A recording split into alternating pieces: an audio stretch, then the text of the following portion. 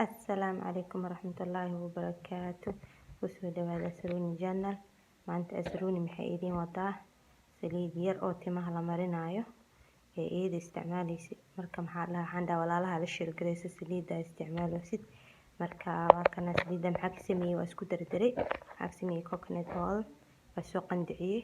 Kadibna maxaa ku daray mustard oil, saliid saytuunka iyo saliid almond, castor oil iyo avocado oil waa isku soo daray.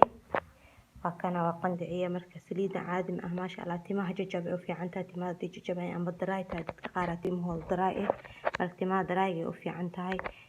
timaha jajab ka istaajinaya maasha Allah tabarakallah. marka ciyaalka yar xitaa waa loo marin karaa. maxaa la dhahay dad adiga marsan kartaa wiigi hal mar hadaa marsatay maasha Allah timahaada muxuu siinayaa maxaa la dhahay dalaal shine qurux ku noqonaya jileec ku noqonaya jajabka ka istaagayo maasha Allah. aan inta badan waa isticmaalaa marka waxaan dhahaa walaalaha la shirgareyso ii sheeg maxaa la dhahaa hada xamarsanaysaa subaxii oo kale guriga markaa ka shaqaysanaysid maxaa la dhahaa markaa marisid aad 2 saac 1 saac 3 saac aad ku deysanaysaa maasha Allah. waa ka qubaysanaysaa shaambooga kaaliska adiga kuleetintaada maasha Allah ay ku noqonaysaa. marka waa kaas walaalaha ila soo tijaabiye intaas ay idin shirgareynaaye. maxaa la dhahaa walaalaha hadaa ka hesho videogan like share subscribe. markaas